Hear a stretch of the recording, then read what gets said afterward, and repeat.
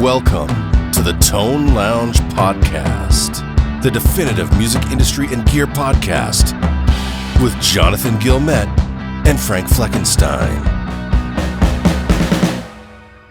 What's up, guys, and welcome to the Tone Lounge Podcast. Good morning, good day, good evening, wherever you are.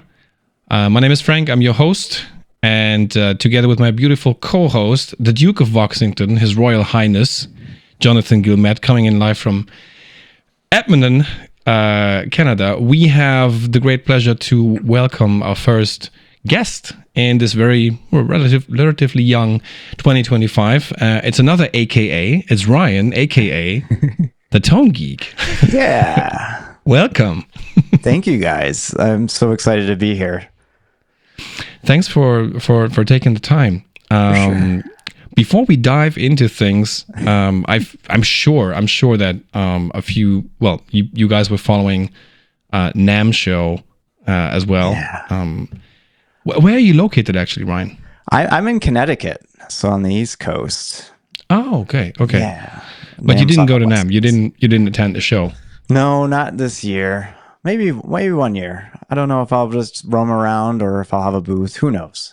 I don't know what life will bring tomorrow. You know, like kind of one of those things. Yeah. We'll find out.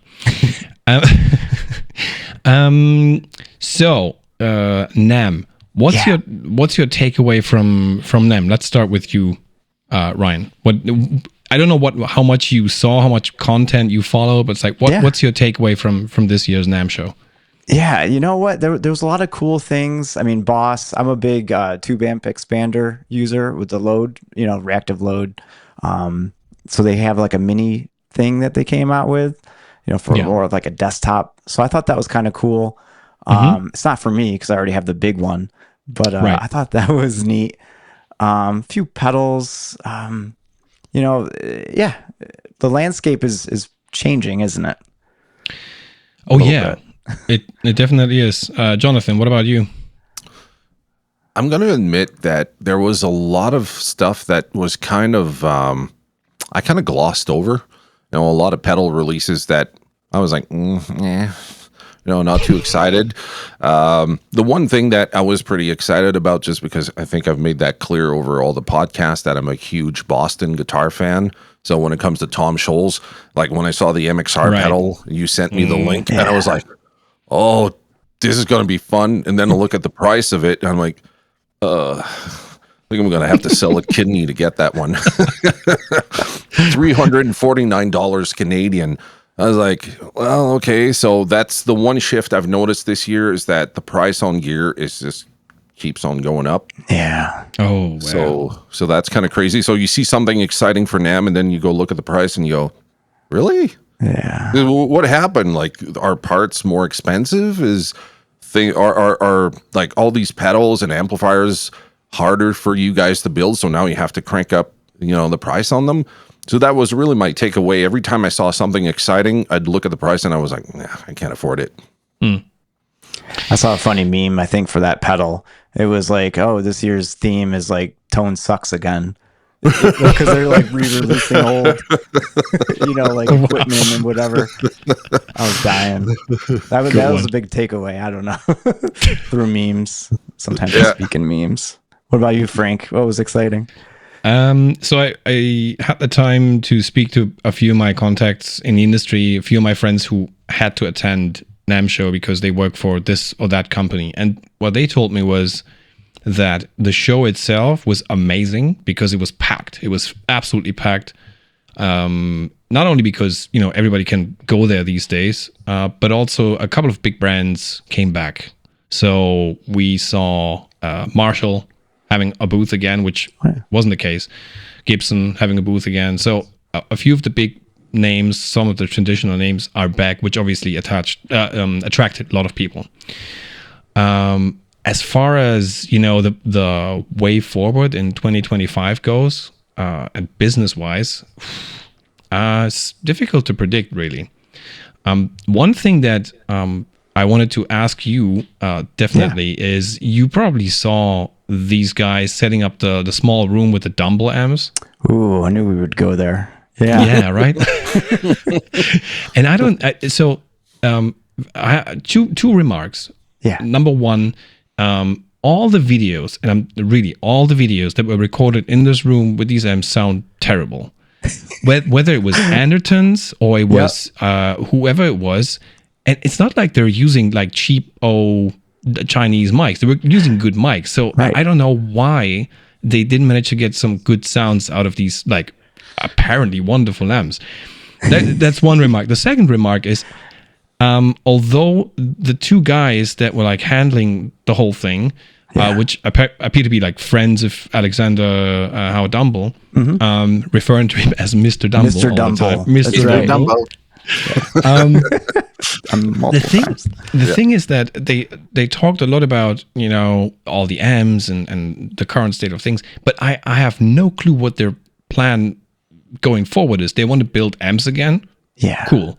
But that's the only detail they shared. There's nothing more. It's like, are they going to be like accessible to some extent, or aren't they? You know, the one thing I saw that they did mention is that they would offer servicing for those who owned Dumble amps, which is probably just a handful of people. But still, if you have like Robin Ford or guys like that have original Dumbles, and now they're starting to get kind of iffy, they're offering the service to repair them. They say that they have a whole lot of new old stock parts, so that they can actually replace the proper parts and keep it, you know, pretty much the same as it was when it came out of the small shop. So that's what I caught from all the like 3-4 interviews I caught. Yeah. I've been following along. I don't know if you go on the Amp Garage forums much. Basically, it's like sometimes it's that pirated scene that Dumble hated, you know. Yeah. But there was a lot of following, you know, ever since like Dumble.com was purchased, and they posted up, you know, kind of like this is what we're kind of thinking I'm doing and whatever. But my understanding is that the Dumble estate, whatever that means, is going to produce new amps at a very low frequency and sell them for $1, basically, just to keep the business and the trademarks active. Because part of kind of that trademark industry, my understanding with like lawyers and things like that, is you actually have to show that you're an active business. Yes. And right. So how do you kind of demonstrate that you are active? You know, like I said, some people may, you know, they might go for like $1 an amp using all brand new parts, just to keep that, you know, whatever Steel String Singer brand trademark alive, Overtone Special or Overdrive Special and stuff like that. Overtone is the knockoff. It's the Riotone. Right? Yeah. That would be a cool name. Yeah. Overtone Special. But it is kind of interesting. I mean, because you look at like Amplified Nation and how they had to change all their names, and I know that there was a couple of cease and desists sent to a couple other small builders in the industry that was, you know, paying tribute in their own ways and trying to make some extra money on the side. So it's So I guess in order to keep that kind of lawyer busy, you got to kind of demonstrate your brand. Yeah. Yeah, that's the Mike. I didn't understand. I understood that they said they need to present a product in order to like keep the trademarks and everything. There you go. So that's that's what I understood. But other than that, they didn't really say anything. They showcased a few of like very high profile Dumble amps, like some really known ones. Not only like, yeah, this is the one that Stevie Ray Vaughan used, and so on and so forth. I think that one took a lot of people by surprise. Like I was watching on like the Facebook groups. There's like Dumble Facebook groups, right? And you know, there's a few people chiming in. Oh, that's not really Stevie's, you know, Steel String Singer, or like they were misrepresenting it. That was just the case. That wasn't the actual amp. But then the interview was actually revealing. Like that was a good nugget of info that came out of that video, that indeed was the one that Stevie had, I believe, on loan while some of them got stolen. And, you know, some of that folklore was kind of rooted in the truth now. It's kind of coming out based on at least these accounts. Other than that, if I look at like some of the content that came out so far from NAMM, I have to say it's interesting that either some of the companies that were asked to do certain products for like a decade now come out with it. Let's look at like PV, for example. PV is now making the decade combo and the decade pedal, stuff that was like available on the DIY market for like ages. Yeah. And now they're like, maybe it's a good idea. We should do this now. And then Marshall, I had the impression that Marshall could have done like something absolutely like mind blowing. And what they did essentially was they were looking at some of the people that are selling modified versions of their designs, like, oh, let's do the same thing. So essentially, for like 3,000 US, you can now get a modified 1959, which you can get like half the price for at Soraya Tone. So it's like, why? I don't. Yeah. It's kind of weird. The one thing that really made me question some of the decisions that went on for the product releases, there were two of them. There was PV coming out with pedals based on some of their popular models. Yes. And I was wondering how much demand there was for a PV Bandit pedal so you could make your Marshall sound like a PV Bandit. And also how much demand there was on the part of Marshall to make a JCM 900 in a pedal. Right. Those were kind of weird decisions. I don't know. What do you guys think? And at the same time, it was announced that Marshall was sold to Hongshan. Yep. Yeah. To Hongshan, which is like a capital investment group out of China, I think. China. And it's like, so Sound Industries got rid of this whole thing and made a good chunk of money on that because they purchased it for like 370 million back then, and now sold it for 1.1 billion. That's nuts. So absolutely nuts. Yeah, the kind of preamps in a box. I mean, I've only seen them really in like boutiques, and then there were like attempts to get those preamps, and it was never really. It was always like, oh, here's the JFET interpretation, or the adaptation of that circuit, and it's really cool to see like all the analysis and people, like, okay, well, this is the best way, and this is the transistor to use, and this is the how to do it to get the closest sound. But then it's like, do you feed that to the front end of your amp, or is it really meant to go in the FX loop? Like there's a lot of questions. With Jonathan and I, we talked about it offline, where we saw a video of Andertons presenting the new pedals, and they were playing the pedals through a Marshall, like one of the 1959 like modified. So if the point of a pedal that is emulating the Marshall sound is to make your amp sound more like a Marshall, why would you put it into a Marshall amp? Why not take some, Fender or something that's like relatively clean, like a pedal platform, to prove a point. But no, here you go and put it into a $3,000 Marshall hand-wired amp. It's gonna sound great, obviously. So, yeah. I think there's like this I don't know, there's this weird practice, and I don't know why it's not adopted more, but you got like the rack preamps and having like a rack power amp. I think to me it makes sense for a guitarist to swap out that preamp, put a whole new preamp in. They could buy it for a lot cheaper than a whole new amplifier. Yes. And then and you can see Dumble did a little bit of that. They had kind of a standalone, I think it's the Odyssey power amp, which is like a Dumble Land power amp, but he was experimenting, in other words. Okay. And there was like the Phoenix preamp, which is basically the overdrive special, just the preamp section.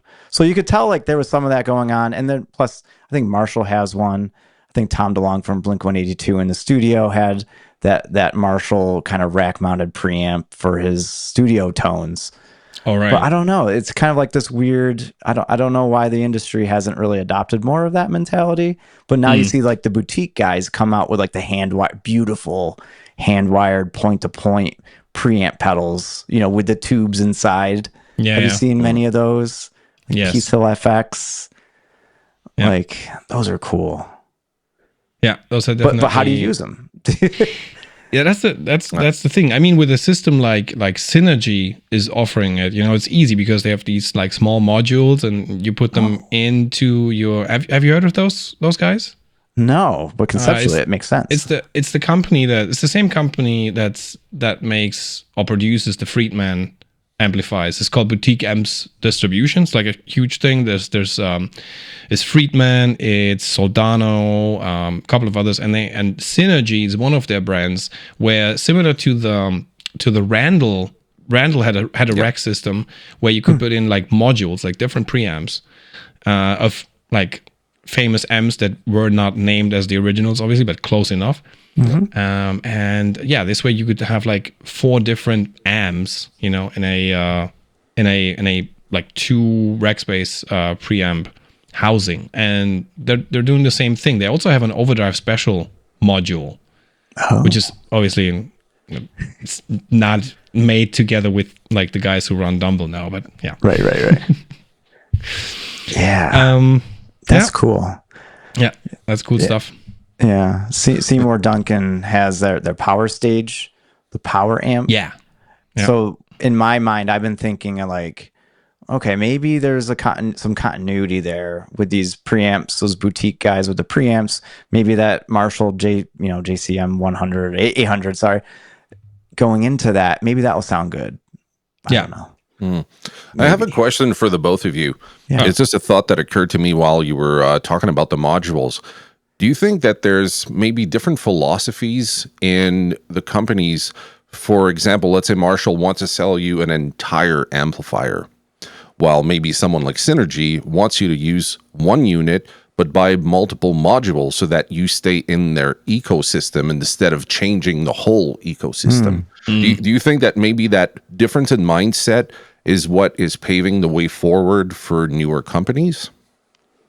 Well, I think if they made like an open source like chassis, that could be powerful. Like if they just were the champions of the open source chassis, this is how you make your module, and then you can kind of be plug and play.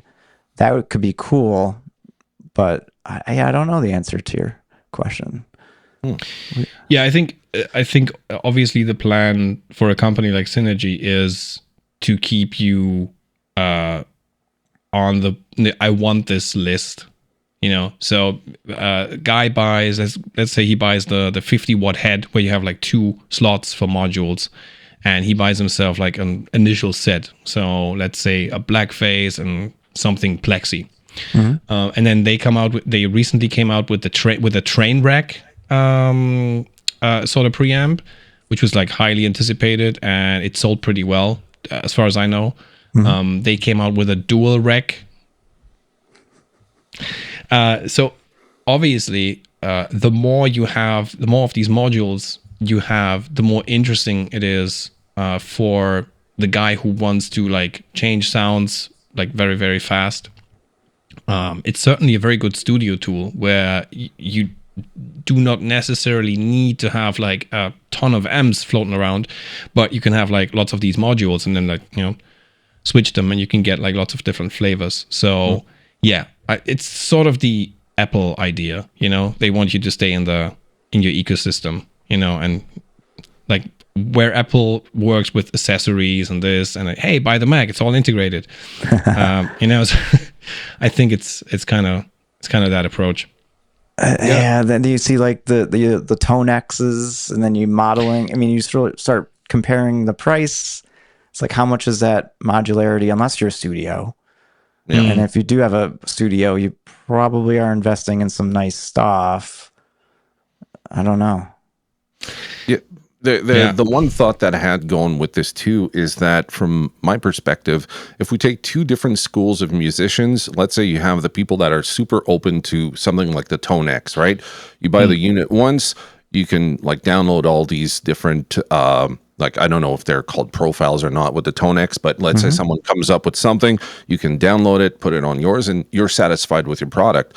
But if you're more of the old school approach where you like the analog stuff, and you're buying pedals constantly, imagine now that instead of buying something like a preamp pedal that does like an approximation of a Dumble or a Marshall, instead you buy the unit, the module that goes into your amp instead. For if you contrast like the price of pedals nowadays with maybe these module, maybe it's worth paying just a little bit more for the module and having it in your amplifier instead of buying pedals constantly. And that way, this company, all they have to do is really just model the preamp sections of certain really sought after amps, and they're offering it to their customers where they keep coming back to them and purchasing from them instead of buying a pedal from Marshall, buying a pedal from PV, and so on and so forth. So I'm thinking maybe there's a smarter strategy than we probably know behind making something like this, where you keep your customers coming back and buying things off of you. And maybe, and this, I'm just speculating, maybe if you work with a company like PV where you want one of their preamps, maybe they can make a little bit of money on top with the sale of these modules too. So everyone is kind of helping one another in this community. So I don't know. So it's true. So some of the companies they actually actively work with, they get royalties. Oh, that's cool. So that's nice. It's not so bad actually. Yeah. Oh, that's interesting. Yeah. It makes me wonder like about being green, like how much does that come into effect? Because you got the software folks, so you have the piece of hardware, you buy that once and you get your software updates. Yeah. And you have pedals, they're one time, one kind of one use pedals. And then you have the pedals that are software updated too. So as long as that, those can be supported, and there's been a few open source versions of that. Yeah. I don't know. It's kind of like when Fender tries to come out with a brand new product, like the Acoustasonic. So many people are rooted, like they love their Strats. Like, how much is too much innovation? There's this really weird. I think it only exists in the music industry. How much innovation is too much? And it's like, nope, I don't. That's too unfamiliar. I'm very picky with my tone or whatever, my playing style. Yeah. The only thing people talked about around Fender during the NAMM show was the fact that they're now making Indonesian guitars with a Fender logo on them. And that's like that's sort of the new Mexico thing, because they want to be able to compete, obviously. And people were like infuriated. Absolutely. They were like, no, can this still be a Fender? Why not a Squier? Indonesia. The thing is that with a lot of other companies, nobody gives a crap. Nobody cares if like $1,400 Ibanez Premium Series is made in Indonesia. Everybody's fine with it. They play right. The features are great. Who cares? But when it's Fender, oh, behold. Yeah. Terrible. Yeah. I remember when like PRS, they did their Silver Sky with the Korean, right? An SE version of the Silver Sky. It was like, ooh, let's compare. Oh my gosh, so many in my circles, so many comparison videos. How did the pickup sound? And then the general consensus was, yeah, it plays great. As long as the QC is there, I don't know. I could care less where it's made. I recently played one actually for the first time because the original Silver Sky, the US version, is not really my cup of tea, because I don't like the 7 1/4 radius. It's not my thing. No. But I played the SE version, and I actually thought that the pickup sounded pretty great. Nice. I played it straight into what was it? Some like Hot Rod DeVille they had floating around in that store, and I was like, sounds amazing. It's like, what else? You wouldn't even want to swap the pickups. If you can get them here and there for like 600 to 700 over here, 600 to 700 euros, which is like no brainer if you want a cool guitar that's different from some of the other manufacturers. Oh, for sure. Yeah, 100%. I want to get a little bit into how it came around that we invited you Yeah, let's hear it. to this podcast. And I was trying to reconstruct, especially today, I was trying to reconstruct how I landed on your page, which is, by the way, if you guys are wondering, thetonegeek.com, written all together. And then, like around noon today, I remembered, I was actually like kind of studying again some stuff around tube screamers. So, and I was looking for, documentation, schematics, and all that kind of stuff because I'm currently working on something, not with a tube screamer. I wanted to find out differences between the jet drive and the tube screamer. And there are quite a few. But and through that, I landed on your page because you have like a whole documentation on the TS10. Yeah. So, yeah. Exactly. And I was like, oh, cool, that's interesting. Hey, and this guy has the other thing as well. And then afterwards, I looked at like more of the pages on your site. And was like, oh, this guy's also selling PCBs. Yeah. What's going on there? Yeah. And from there on, I figured out, oh, this guy is pretty much obsessed with, John Mayer and John Mayer's gear. And and there, to me, there are different levels of being obsessed. I know guys who like they obsess about some artist, and the gear that this artist is using, and they buy all the stuff and they're happy. But then there are guys like, for example, Justin Jeske, that you might be from, who is like absolutely, he's getting footage from concerts and then he's like magnifying and checking the pedal boards, and he's like super he's crunching it down like to the absolute detail, and he's pretty successful with that. And then I'm on your website and it's like, okay, this guy is not only obsessed with the gear, he's also trying to make it available to some extent to everybody else. Yeah. Which I highly admire. I really have to say, Frank. it's something that a lot of people would just, oh, that's great. I have all this knowledge. I'm gonna keep it all to myself and make a whole lot of money with it. No. Yeah.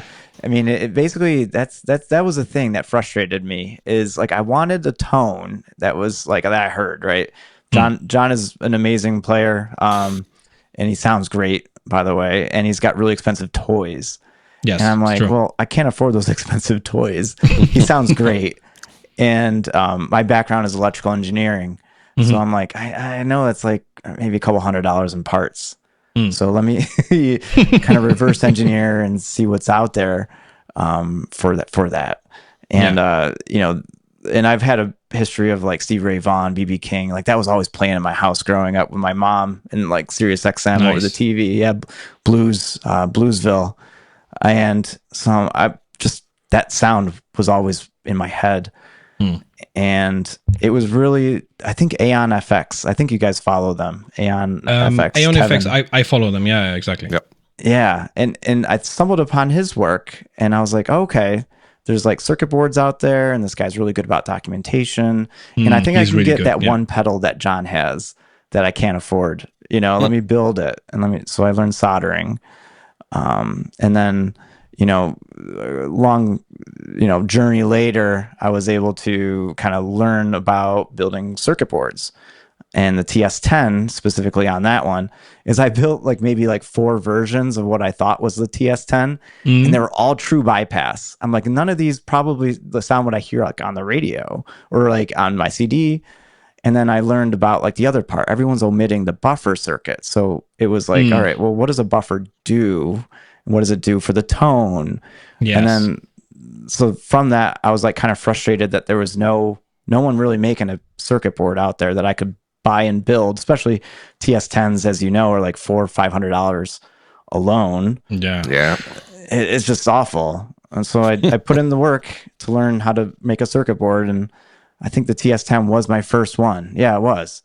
It was my first one, and it includes the buffer. It includes every single component that's in there, and I think I bought all of the Toshiba 2SKs 117s that were available on the internet for a while. And then since they've, someone's found them under their bookshelf and whatever, but yeah, all these things added up, and yeah, so now you have a kit. I have a question for you, Ryan. Why are the TS10s so expensive? I think it's the John Mayer. No, Frank, you already know. I want to hear it from Ryan. Yeah. Why are they so expensive? I don't know. I wish I could tell. I think it's the John Mayer tax. I think that's what they say. And plus, you look back, it's like, why is John using it? Oh, Stevie Ray Vaughan uses it. Oh, there it is. Ooh. Yeah. So that looks cool. So what I did was I reached out to Ryan because I wanted the PCBs, but I didn't want you also sell the fitting faceplate for it, exactly. And I was like, can I get the PCBs without the faceplate, because I do my designs with a laser marker and here at home on just like brushed aluminum enclosures. But I took the design pretty much. Looks great. Yeah, definitely. I like it. Did you do anything with that foot switch? It looks like it's like a different shade, like the brushed. It looks great. Yeah, at that angle you can really see it. Yeah, exactly. This one is actually I did 3 or 4 runs, so it kind of embosses it almost. So you can if you go over, you feel like a structure. So yeah, and sounds great, man. Oh, it sounds like the TS10 that I remember when the last time I played one. I think the only differences in terms of like components that I used are I used 2K30s instead of I measured them too, so that they come out with as close as possible.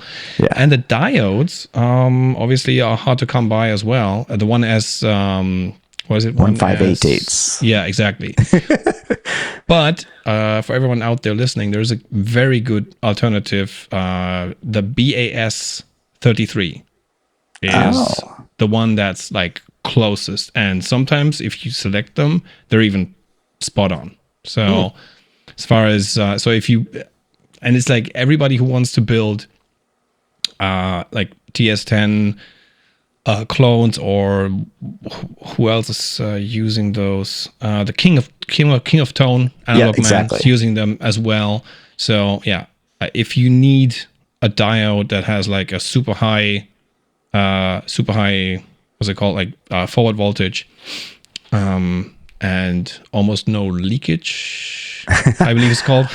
Yeah, I don't know. The forge voltage, even though people say it's the 1N 914s are just about the same as these Toshibas that new old stock. I know, Frank. I mean, that's another thing. I don't know. I like the whole idea of if it's older, if it's new old stock, it sounds better. The mojo parts versus the new parts. You might find me rubbing people the wrong way, because I like new stuff. If I'm going to buy or build a new amp, I want it reliable. I have a few friends that try to do the Dumble thing 100%, and they're paying through their nose to get the new old stock capacitors, or especially the electrolytics. I'm like, what are you doing? Those have a shelf life, and like, oh, this thing's noisy, let me spend 2 weeks troubleshooting it. Oh, it was electrolytic, it was dry.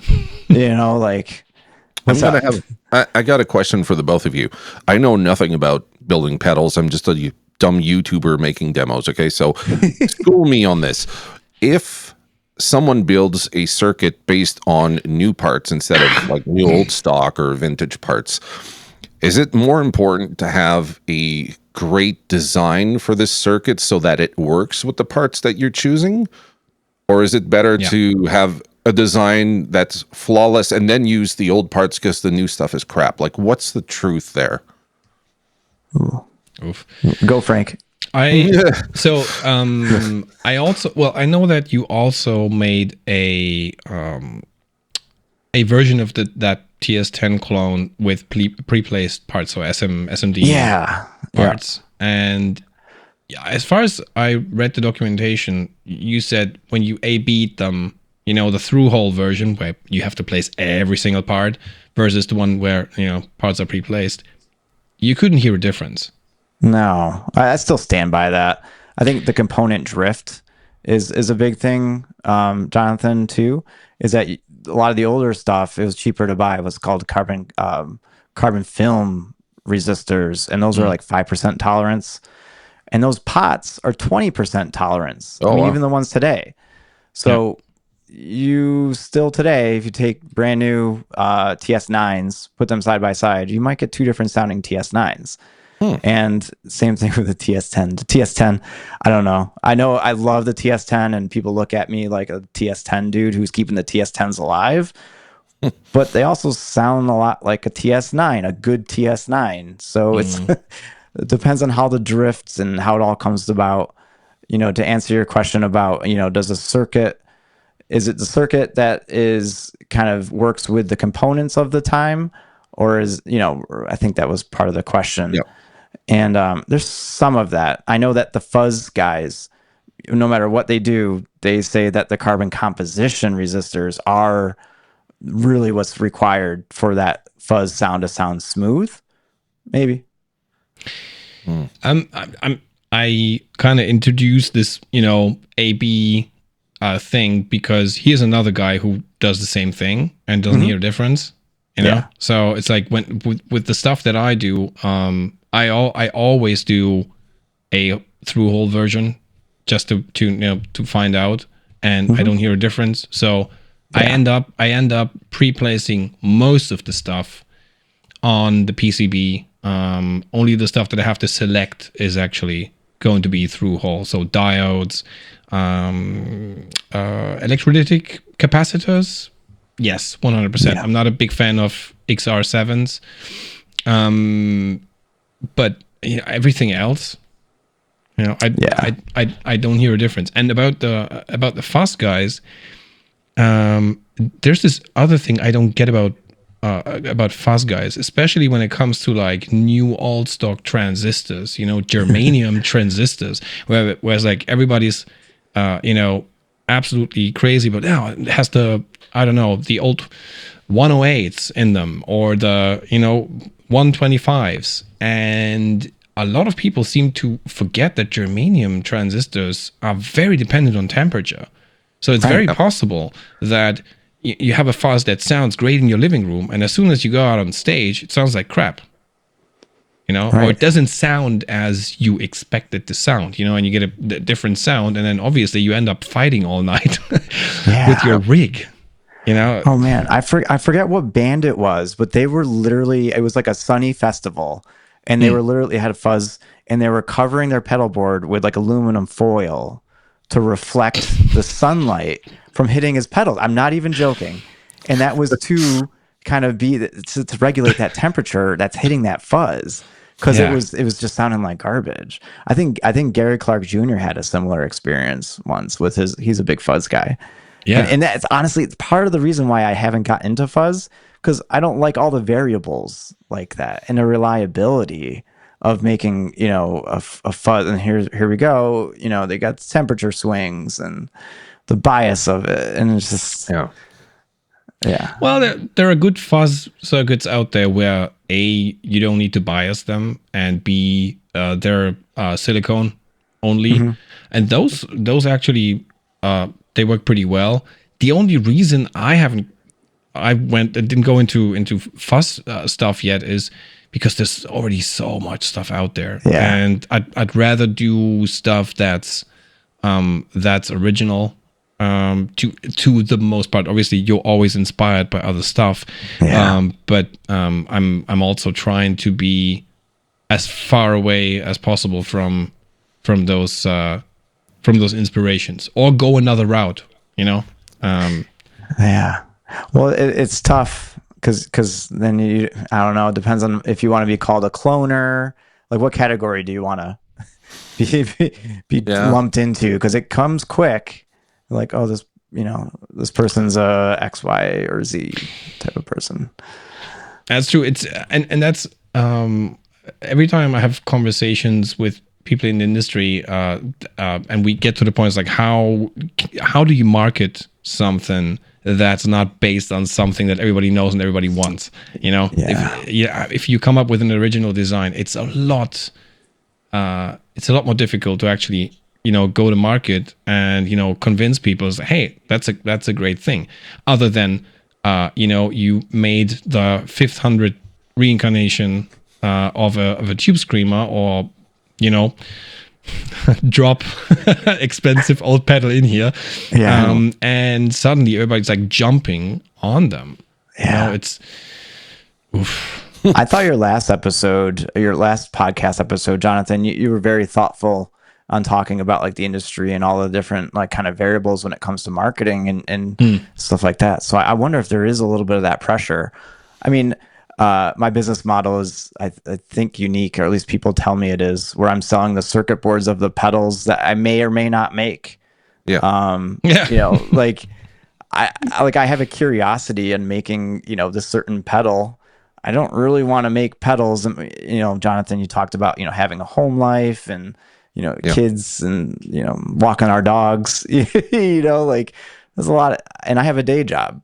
Yeah. So for me in my situation, I'd rather have that sort of passive income. I made a circuit board, printed a few out. If people want to build it, that's my do-it-yourself friends.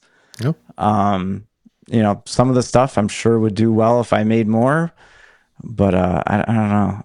I don't cave into the pressure and sacrifice my home life for that sort of stuff. Well.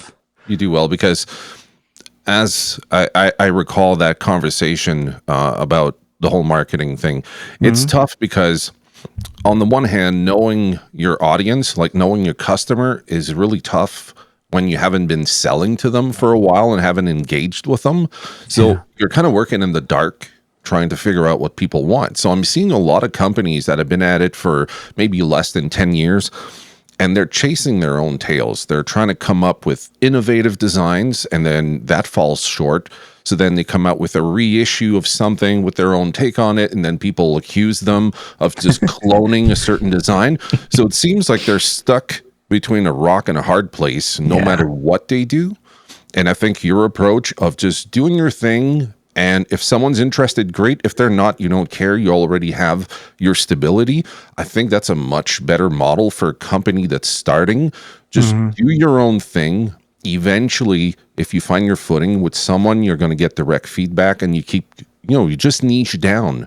Because now if you're trying to compete against MXR and Boss, these guys, no matter what they come out with, they have a marketing team, and everyone will know about it. If a smaller company tries to do the same thing, they're going to have to be talking about it for the next 2 years, doing all these podcasts and all this stuff. Very time consuming, and you could be doing something way more productive than trying to sell 500 pedals.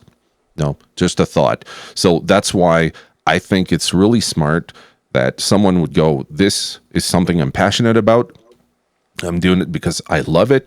If you love it and you want to purchase it off of me, great. If not, I'll keep exploring. I'll keep having fun. That's really, I think, the new model now. And if that blossoms into something bigger, then you'll have some new challenges that I can't really advise you on because I don't know anything about it. But, that's where you get a consultant, you get a lawyer, and, all that stuff. It's not everything we do has to become big and worldwide. And I think that's really something we should all remember. It's, even for YouTube, we have a small podcast. We can't compete against the bigger guys yet because we're still trying to get our footing. We're still trying to find what the audience is. Who are the people coming over? They could be businesses. They could be just, regular Joe just wanting to hear people talk about gear because they don't know how this industry works. And I being one of them. Like I'm only the guitar player doing YouTube videos and stuff.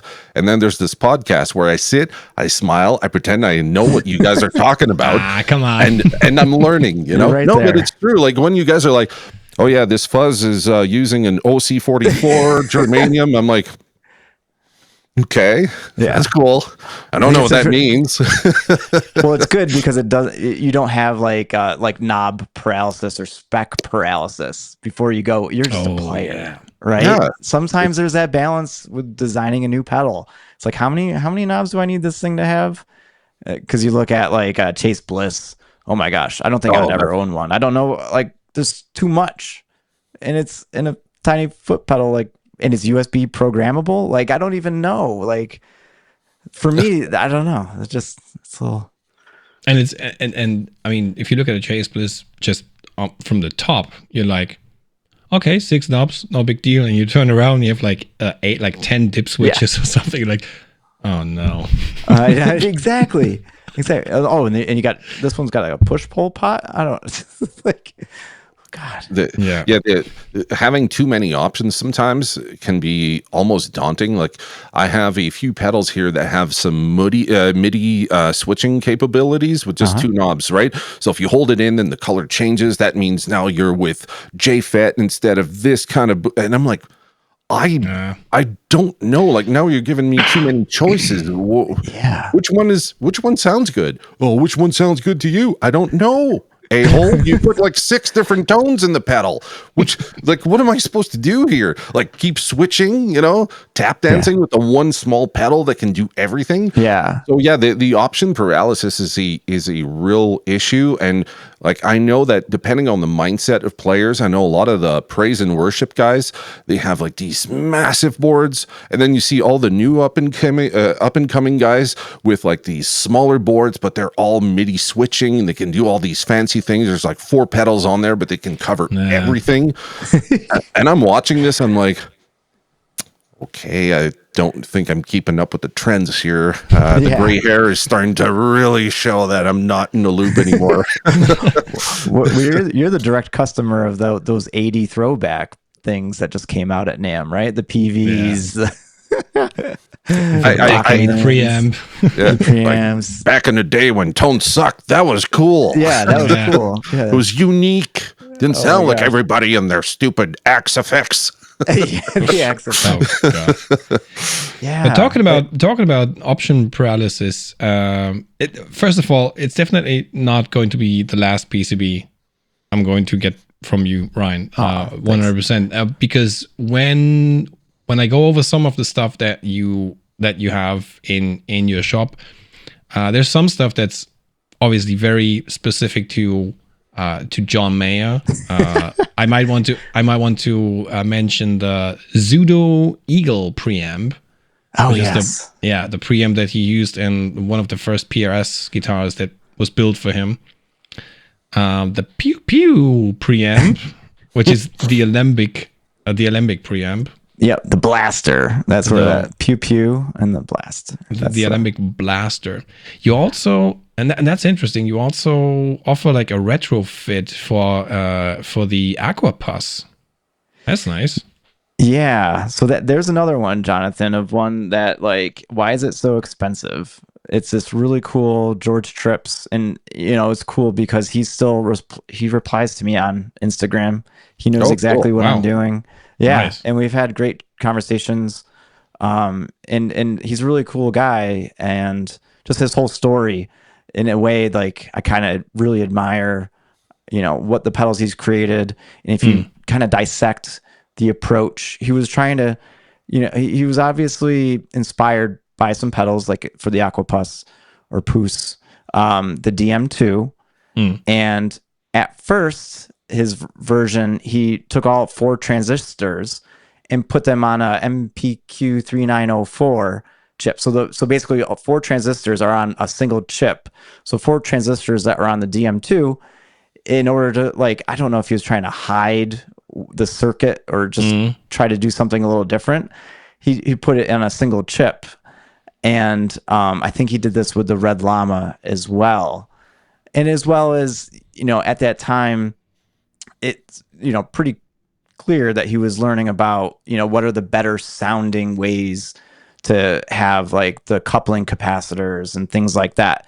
And so the original Aquapus was the DM2 with this, it actually had a lot of crosstalk on it. Oh, okay. From that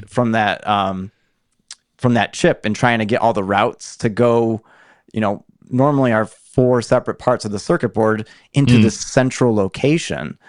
And I mean, I don't know, I'm probably going too deep, but no worries. I'm nodding and smiling, Yeah. Now we're at the point where Jonathan smiles and stuff. I'm very passionate about this, by the way.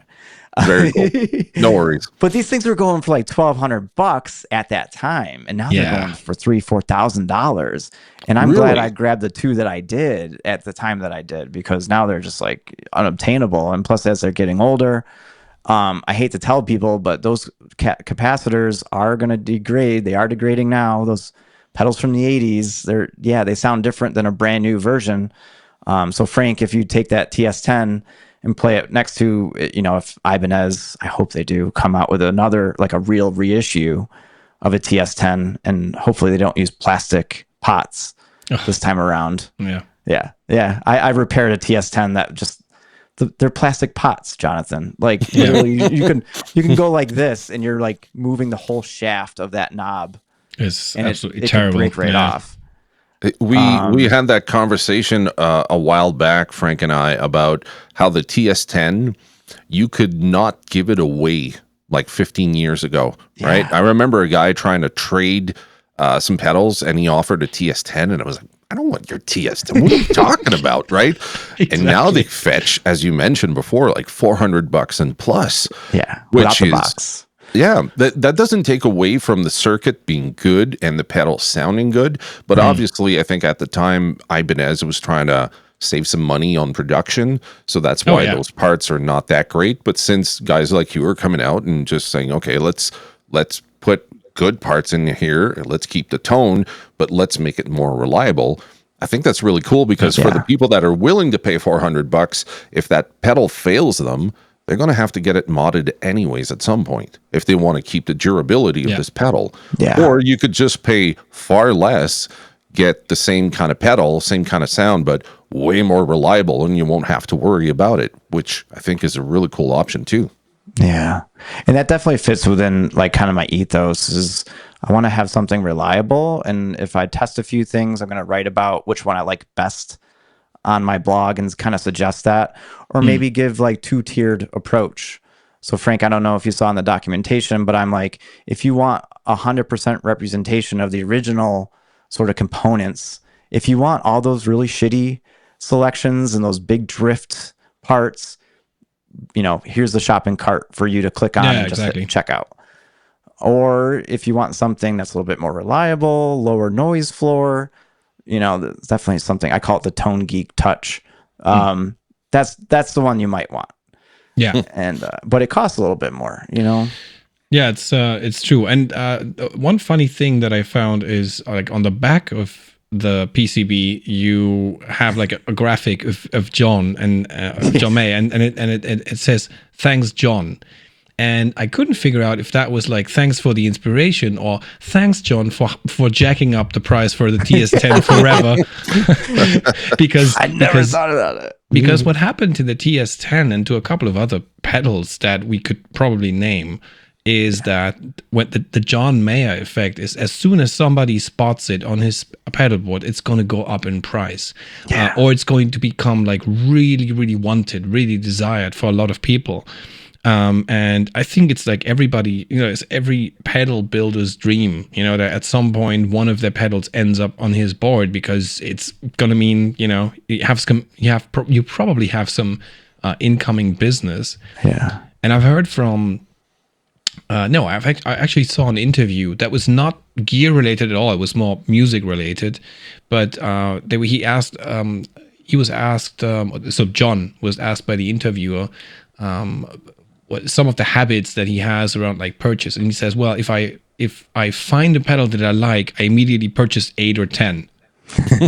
and then the guy was like, why? Yeah, because I know if someone spots it, it's going to get more expensive, and also for me. So I want to save money. He's like pricing himself out of his own decisions. Yeah. It's absolutely mad. Yeah. I mean, hypothetically, that's one of the fears I have, and not something I really, I would enjoy if you use one of my pedals, but also I don't want the backlash of, like, here's this huge demand, here's a surge that goes with it. I don't know. I think I would kind of decline it in a way. I really enjoy the pace of life at the moment. Yeah. And, if he wants one, or I'll build special 2, maybe 3, just in case. But yeah, And if it doesn't feel right to make more, I won't do it. But I'll make the circuit board available. So there's an incentive to learn how to solder. And that's a good compromise, I think. Yeah. Yep. Yeah, it's true. 100%. One thing that I'm very intrigued about, because there are some things that I've actually built as clones in the past where when I was studying like all of these different circuits a while back, like I could mention the Vamuram TSV 808, for example. It's like that's one thing that I took a deeper look at. Yeah, the ATS, the Jan Ray, and so on and so forth. But one thing that really stands out to me, and I think that might be the PCB I'm most interested in, is the one for the amp, the AB763. Oh yeah. Yeah, the Ultraphonics. The Ultraphonics, exactly. Yeah. So the AB763 is your standard Fender. The Bandmaster, right? The Bandmaster. Yeah. And this is kind of my joke, is that, and this is why I enjoy following John Mayer's gear, to keep going on with the obsession side of that story. It's like my homework assignments. Yeah. It's like, what is John playing? And if that's something new, that's my homework assignment. Okay. I've got this extra hobby money from the circuit boards. What can I do to, accomplish that homework assignment? Right. And then he was playing at the Sphere, and then there was this black thing that we thought was a Bandmaster coming on board. And then, so it was a Dumble Ultraphonics circuit inside, and I ended up finding Droplight Industry made the little logo on there. We're dissecting it. Basically, I published all the dissection. I haven't made a YouTube series on it yet. But that amp, not many people know this, but it's currently with Zapata, who is in Gary Clark Jr. Band. He's the guitarist for that. Yeah. So he reached out looking for a TS10, but I think he was really looking for the Ultraphonics, the Bandmaster amp.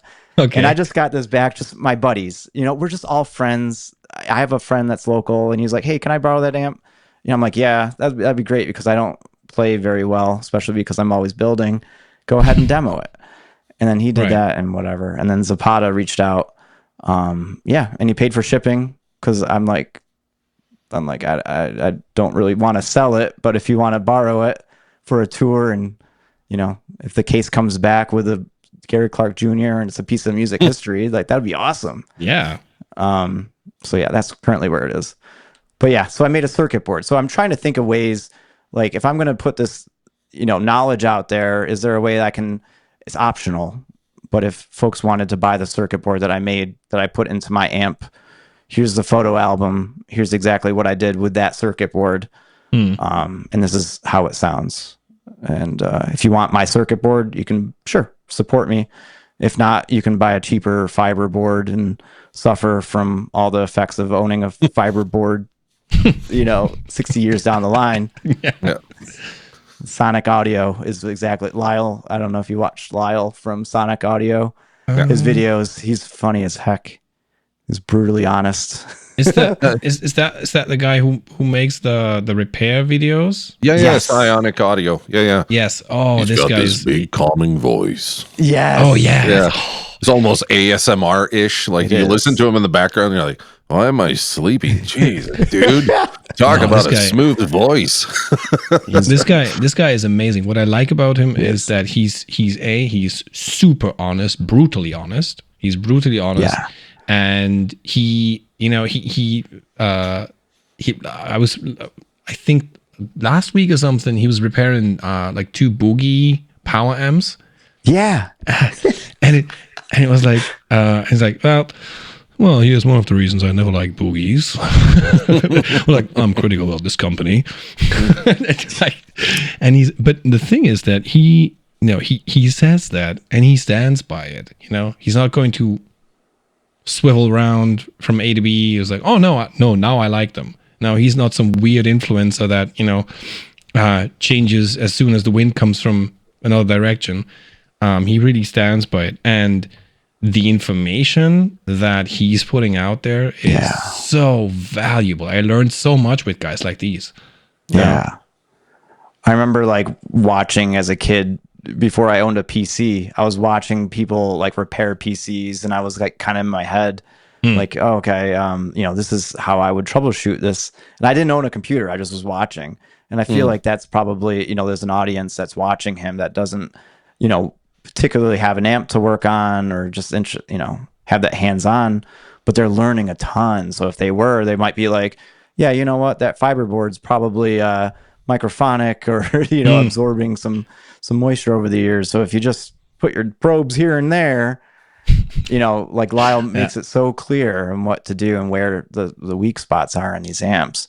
And by the way, that's 100% why I never he's the reason why I don't use new old stock components and things like that. It's just I see all the repair and all the time that he puts into those old amps. Yeah. And I'm like, I don't want to go through that. I'm just going to buy all brand new. Or even his criticism sometimes of modern production amplifiers. Like he did a whole series on I think it was the Deluxe Reverb, the 65 and the 68 Custom, and like he leans in like he's like a bull in a china shop, man. He's like he doesn't care, but at the same time, even if you don't know anything about electronics or amplifiers, if you listen to him, he has a way of communicating where you understand some pretty convoluted things that he can dumb down and then bring it back up so you can follow along with what he's saying. Like yesterday I was watching actually a video of him where he's saying like, look, if you need to get in your Fender amplifier, here's how you remove the screws. Be careful. There's like this really high grade tin foil that they put on the top. Sometimes it comes down. Here's what you do. You look for the little line at the bottom. Like he explains everything. Yeah. And then he tells you, he goes, don't go put your hands in there if you don't know what you're doing. If you don't know what you're doing, you have no business opening this up. Yep. But if you do, here's how to empty out the caps, like the death caps and all that. And he shows you where to go with the multimeter, with, everything. And I was like, oh, well, that's pretty damn cool. Like, I'm an idiot. I'm probably going to open up my amp at some point and go prodding in there. But now I know what to do if I don't want to get zapped and maybe die. My family come home and, the dog's feeding on me because I put my stupid hands in there, But he's only dead for 2 hours. Why was the dog eating him? Oh my gosh. Yeah, that's funny. I learned the hard way.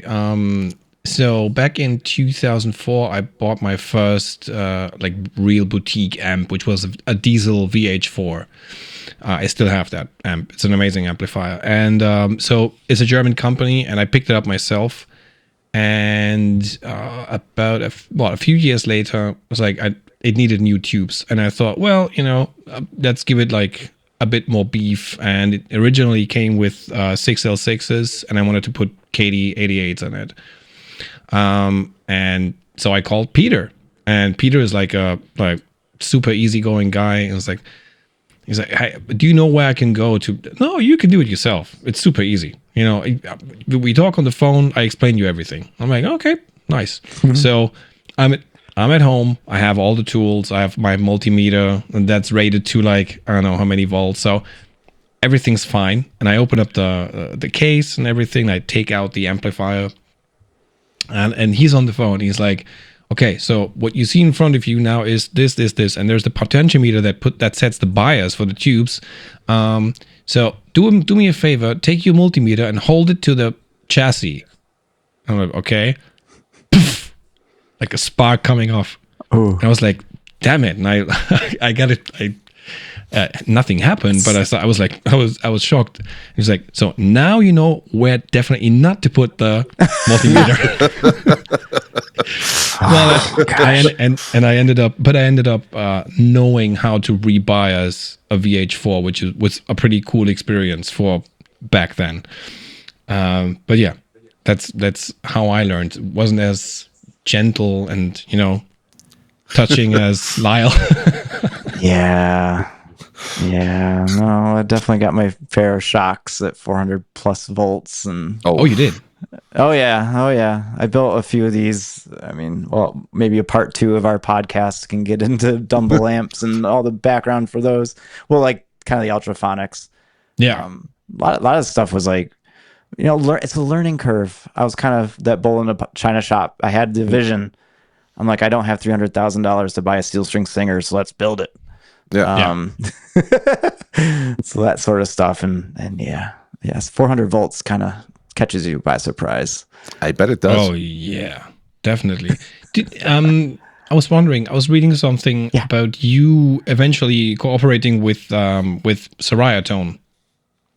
Yeah. So if you buy their clone, that circuit board inside, they commissioned me to redesign that for them. Oh, So, okay.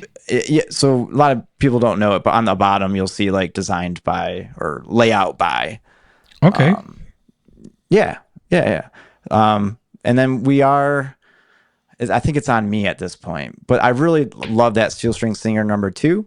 That's the Mayor one. And we're going to try to adapt that circuit to his chassis. Actually, I think, so in that sort of chassis right there, and see if we can make it work. But I think it's on me, and I just don't have the appetite and time right now. Okay, but you're talking about the triple S model that they're selling, and they're doing a second version of that, or? Yep. So right now it's kind of based on the number 4 model number, because all the Dumbles are different, right? Yeah. And then the lineage on the Cheerio Tone is Steel String Singer number 4. 2 Rock got a hold of that, and then so Cheerio Tone's actually 2 generations from the Steel String Singer number 4, and it's actually more of a 2 Rock custom clean, or they had their I forgot what it was called, the Sterling Signature, the silver Sterling Signature, I think, the blue chassis one from I remember that one. The late 2000s. So that's really what the Cheerio Tone is. It's not really the Steel String Singer number 4. It's more of the 2 Rock. Okay. But yeah, I think is that where you were going, or? Yeah, that because I saw I think in the TS10 documentation I was reading something about, like, you were talking to Nick about eventually them producing the TS10 clone. Oh yeah, and he has a mini clone circuit board of mine too. So I think that they're looking to discontinue it. I don't know if he's going to do the mini version, but as part of the commissioning of that new circuit board I made a mini version of it, and it's the same one that I sell on my site. So yeah, if he ever decides that he wants to, shrink the clone, he has it all there. He has the files to do so, and I'm cool with that. I got what I needed. I got that chassis behind me as part of a trade. Wow. Yeah, I don't know. I want new projects, not cash. Yeah. I wanted to bring them up as well, because I really admire what they're doing. Spreading the good tone at a value that is way more accessible than some of the stuff that's out there. And also Nick seems to be a pretty decent guy. He's a super nice guy. He's definitely, he's hard. He sets the bar high with customer service. He does, right? Sure. He does, right? Oh my gosh. He talks about it openly on his Facebook page, how many emails he's read and replied to. It's like hundreds a day. Yeah. And each one is very specific. It's not generic. I mean, that's how I got to know him. I was like, hey, Nick, do you mind sending me, and I'm a nobody at this point. I'm like, I would love to build a new chassis. Do you mind giving me your files? And I would like to adapt, your circuit boards to my new chassis I want to build.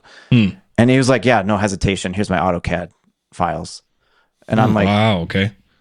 I never expected to actually get the AutoCAD files. Now I got to learn what I got to do with these AutoCAD files. But That's another set of problems.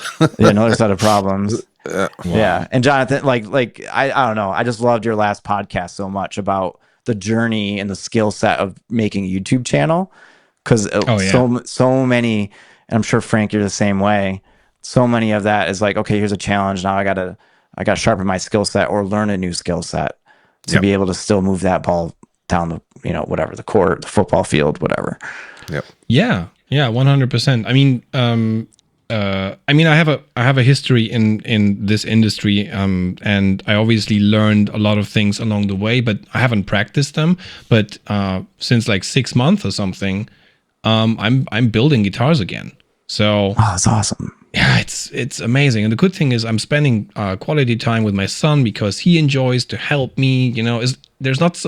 I can't let him do everything because I can't give him a soldering iron that has like 400 degrees. I can't do that. Move. He's just 4 years old, but he enjoys drilling holes with me and whatnot. And so it's adorable. Yeah, and I've relearned that actually. Now that I think about it, you might not be the only person who is obsessed with John Mayer, because 2 of the guitars that I build are actually like somewhat tributes to. Oh, nice. Yeah, I made a. Oh, I made a black one, sort of. Oh boy. And you guys laugh at me for liking the cheesy 80s guitar tone. No, oh, there you go. Yeah, that looks awesome, dude. That is cool. Yeah. The only difference is it obviously has a maple board. Yeah. And has like a tortoise. But yeah. Everything else. Can you show us the back? Yeah. There we go. There you go. Yeah, that's a good relic too. Is that the Apollo Music Parts claw? Yeah, that's the Apollo Music Parts trem claw. Best trem claw ever. That one is awesome. Yeah. Yeah. That one's nice. Good work, man. Yeah, and the other one is the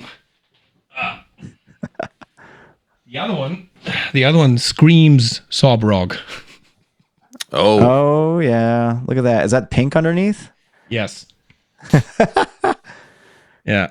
So that's sort of seafoam green, sonic blue. It came out weird depending on what kind of light you're using over shell pink. And this is like the sort of the sob rock theme in a way. And this one actually has replicas of the Silver Sky singer coils in them. Oh, okay. Yeah. All right. So were they Genesis pickups in them? Or? No, Q pickups.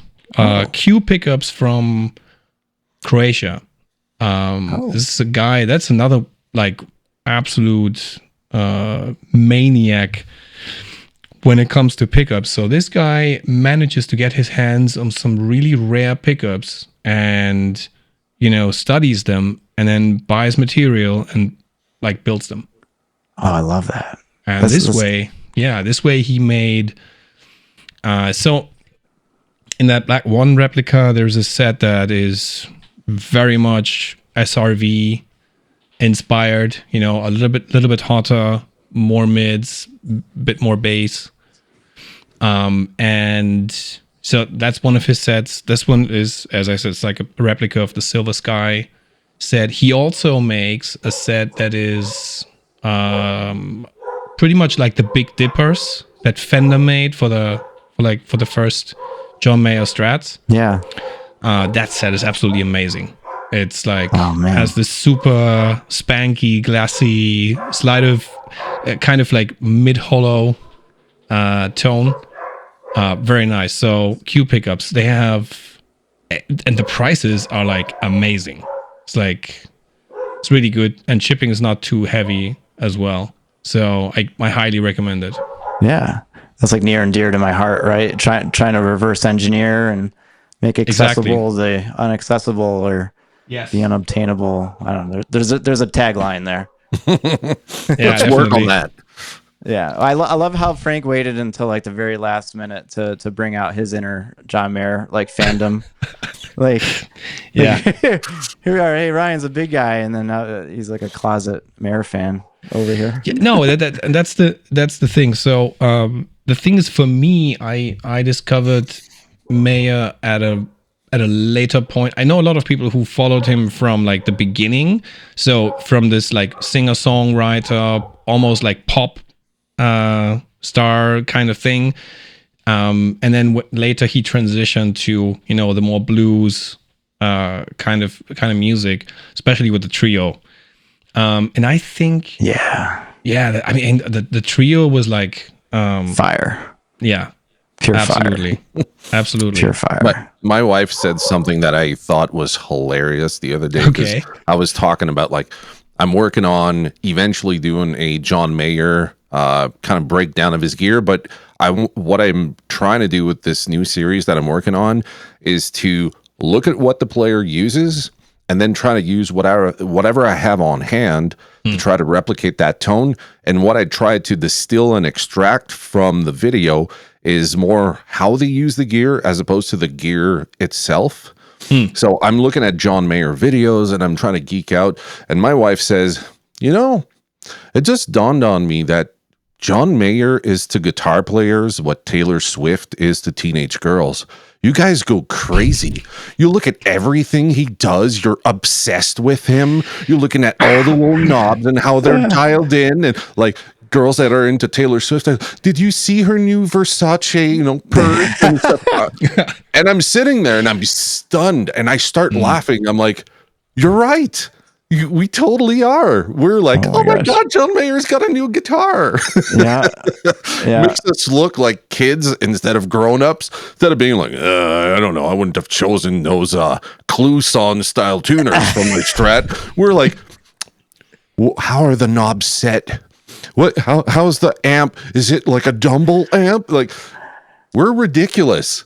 We go gaga for this guy. But I'm like that with most guitar players, whether it's Brian May or, Stevie Ray Vaughan. Yeah. And I think most guitar players are that way too. But it's fun to see the comical aspect of it transform itself into something like what you're doing, Ryan, and also what you're doing, Frank, where you take the obsession and the passion and you turn it into something that you can give to others as well. So it's not an easy thing to do, but I think you have to have it in you to want to share and educate.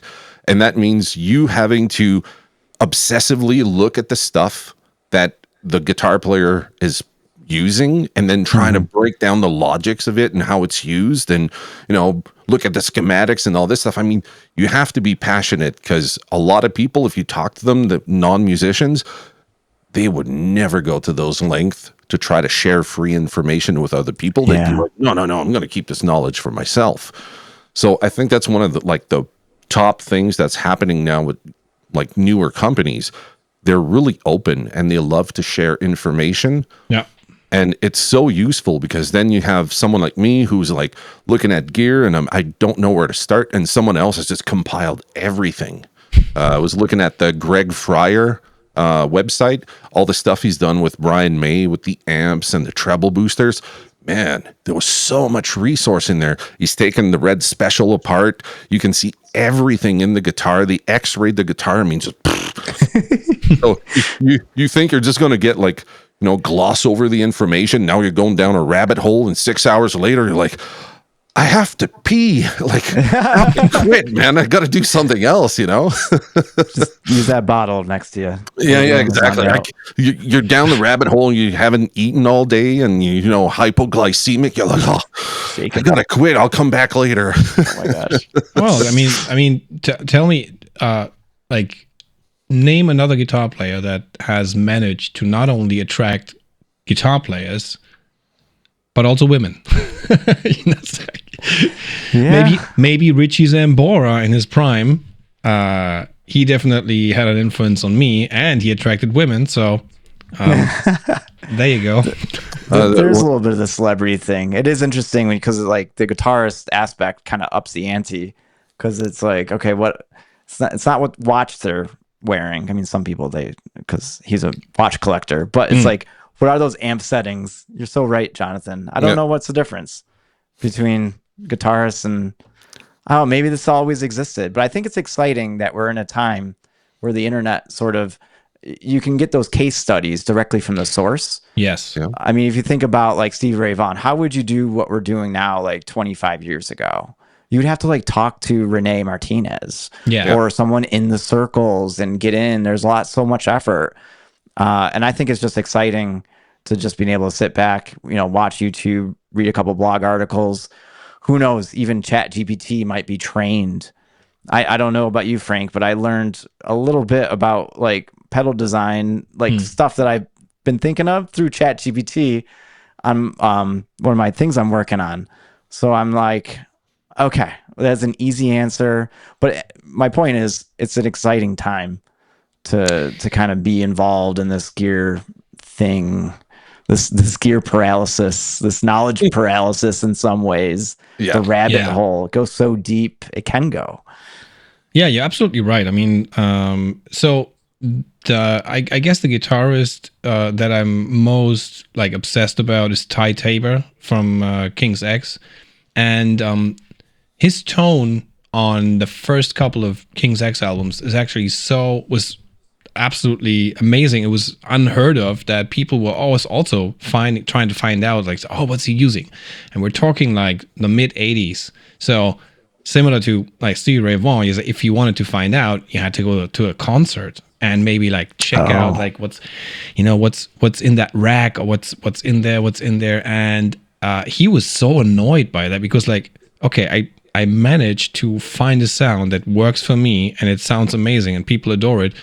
I want it for myself, at least for a little while, for at least a little bit, and not have it cloned or something. So they had concerts where people would try to take pictures of the rack, and so they just put a rack in there with like empty rack spaces and like constructed everything on the back so that people wouldn't take pictures. Absolutely crazy. And at some point, huh? Yeah, I wonder why there was so much secrecy around the gear used. Because if you do like any deep dive into some like older generation of guitar players, man, they kept everything. Like Eddie Van Halen would set people on different trails, and no one could get the answer as to how he obtained that tone. Tom Scholz, when I did that video, same thing. I mean, I had to go back to an interview that he did in 77 to just get a clue as to how he got that tone. Wow. And nowadays, it's like you have rig rundowns, right? It's like, hey, this is my pedal board. This is what I use. This is my pick. This is my strings. I deal with this guy. So it seems like now people give a lot of information because they're not afraid someone else is going to try to sound like them. But I almost get the impression that back in like the 80s and 70s, the uniqueness of your guitar tone is what made you like instantly identifiable. Whereas today it's much more like uniform. Everyone has great tone, but there's not that many players that just like poke out and it's them. And I think that might be why John Mayer's kind of at the top of that list, because he does sound very unique compared to a lot of guitar players. Yeah, so people go, oh my God, yeah, that's definitely a John Mayer thing, right? And maybe that's why he's like, no, don't look at my stuff. It doesn't matter. I'm going to keep changing the pedals, damn it. Yeah. Well, I look forward to the next time we meet to talk deep about that, but I do have to run. And I'll leave you with this one little tidbit, and I won't elaborate, but if you do make a rundown of someone's rig, try not to say rig rundown, because Premier Guitar does have a problem with that. I don't know if you've stumbled upon it. Oh, okay. Well, I know I did. Interesting. So I'm just letting you know. I'll help you avoid a cease and desist. It's a rundown of someone's rig. And not a rig rundown. Yeah. And then you get the hits. Just before you, first of all, thanks for taking the time. It was a pleasure talking to you. I hope we can do this again. Like part 2. Would love to.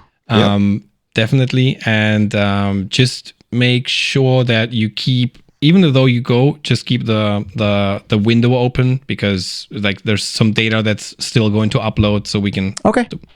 That's the only thing. So I can hit the leave button, but not close the window. Yes.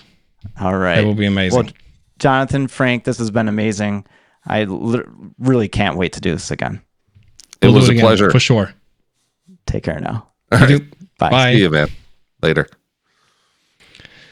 That was fun. That was really fun. We have to get him back on for a second one, because now what I'm going to do next time is poke him about like the gear that he's building. Because we did, we talked, we try to set the stage for who he is, what he does, but we haven't gotten to like the roots and the specifics of the gear that he's building and why he builds it. So that should be a fun second part to this particular podcast. But man, like I didn't know about him until you talked to me about him, and I'm really glad that you got him on the podcast. That was really fun, and he's a really cool dude too. Like, Yeah, I could see myself sitting down and drinking a beer, talking about gear with him. He's same. He's really same awesome. Here. Yeah. Same here, 100%. Awesome. Well, this was the first episode in the year 2025. We hope you guys enjoyed it as much as we do. And what else is there to say? Do we have any house cleaning? No. No. To be honest, we've never given those pedals away because we never heard back from those guys. So maybe 2025 is going to be the year, dude. We have a pink Warlow that we're trying to give away thanks to Chris Jupiter. And we also have an Arc of Tone. An Arc of Tone, special edition, unique color. Okay, yeah, we have to find a way. Yeah, definitely. Well, I've never had a problem giving gear away before this podcast. I mean, what's going on? Don't people want free shit? What? It's not just shit, dude. It's awesome pedals. Yeah, it's awesome pedals. And we pay for shipping. The whole thing, just subscribe, answer when we call you out, man. They're cool pedals. Yeah, exactly. Don't snooze. Damn it. Well, let's just next episode we'll do another riffle raffle, random name picker, and we'll see who's going to be picked, and hopefully that person is going to reach out. Yeah, exactly. Reply. Exactly. That's the only thing you have to do. The other thing you should definitely do is hit the subscribe button. Ideally, hit the bell icon as well, so you get notified whenever we air a new episode.